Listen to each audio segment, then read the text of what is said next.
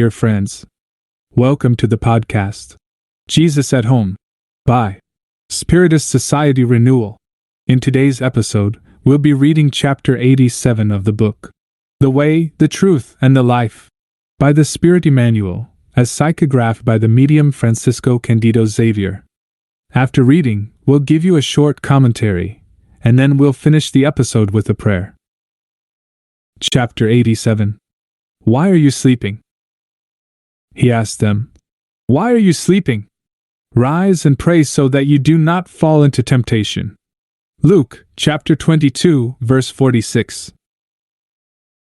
Considering Jesus' basic teachings, it is imperative to avoid comfortable situations that undermine activities for the good. In this passage, Luke's Gospel says that the disciples were sleeping because they were sad, while the Master was fervently praying in the garden. Thus, we can see that the Lord does not even approve of inactivity caused by troubles due to great suffering. Modern-day disciples see the world as a field of labor for the kingdom, where they are to make an industrious and watchful effort, understanding that Christ is still carrying out his redemptive work of redemption for all.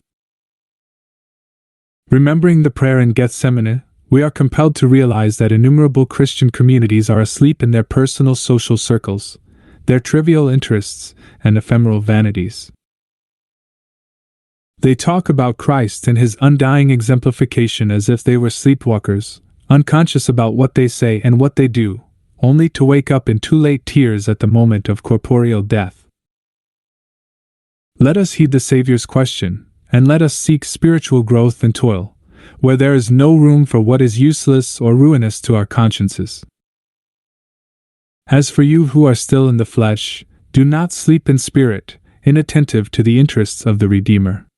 Rise and toil, because it is in the sleep of the soul that, through nightmares or illusions, the most dangerous temptations are encountered. To better understand Emmanuel's message, we will read below a question from the Spirit's Book. Question 894. Some people do good spontaneously, without having to overcome any conflicting feelings. Is there as much merit in their action as in that of others who have to struggle to overcome the imperfections of their own nature in order to do good? Answer. Those who no longer struggle against selfishness have already accomplished a certain amount of progress. They have struggled and succeeded, and they no longer have to put forth any effort into behaving morally or justly. Doing good is perfectly natural to them, because kindness has become a habit that they have acquired. They should be honored as veterans are. They have earned their medals. Kardec's comment to question 894.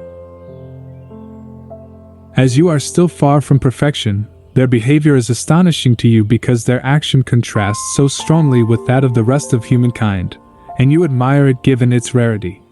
However, the exception in your world is the rule in more advanced worlds.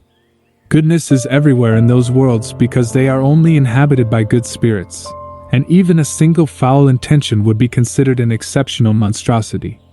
That is why these worlds are happy, and it will be the same on earth when the human race has been transformed, and understands and practices the law of charity in its true meaning.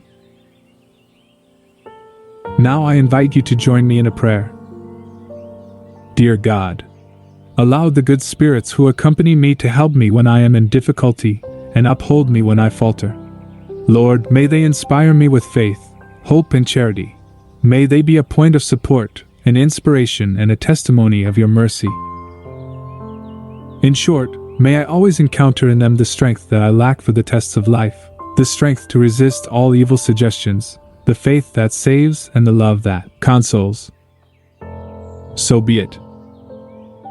Thank you for listening, and until the next podcast, Jesus at Home.